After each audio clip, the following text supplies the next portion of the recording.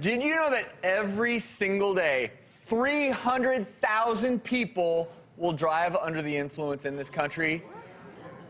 But worse, 10,000 people, over 10,000, will lose their lives every year as a result of that. These statistics are an unfortunate reality, and even though devices, you know, the car breathalyzers, they're implemented to try and prevent people from driving under the influence, but people are finding ways around it, as you'll see from this disturbing video. A Florida mom has been charged with child neglect after leaving her 2 kids in the car while she went out drinking. I have a lady that just came in and sat down at my bar, and her kid's in the car with the AC running. The real shocker? Police say the mom made her 4-year-old boy blow into the car's breathalyzer, which is required to start the engine. Did she seem under the influence, or? She seemed a little under the influence, and then she chugged a beer, but I didn't know she had a kid in the car. One officer said the young child seemed like he had done this before.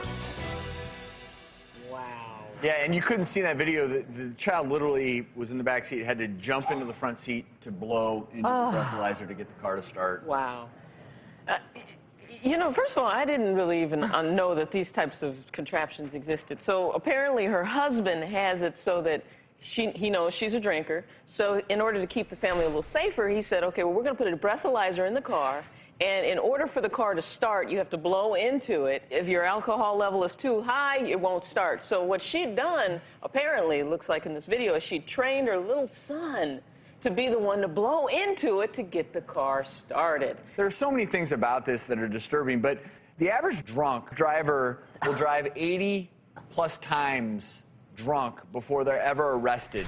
Right. And so every single time you get behind the wheel, you have to understand there are other people on that road who are driving intoxicated, not just putting their own children in danger, but others as well. And this is, of course, as a mom, heartbreaking on so many levels, not the least of which is that she has the kid blow, and then she's planning to get behind the wheel and drive that child. And that's where the problem is, because we do not want to undermine the realities of alcoholism out there. In this particular situation, we actually were in contact with the mother and her family and had reached out for help. We thought we were actually going to get her to agree to go seek help. Ultimately, she declined. If you're watching, the offer still stands. The children are actually living with their father in another state currently and are reportedly safe. You know, the thing I wanted to highlight here was, I think, one of the blessings of new technology.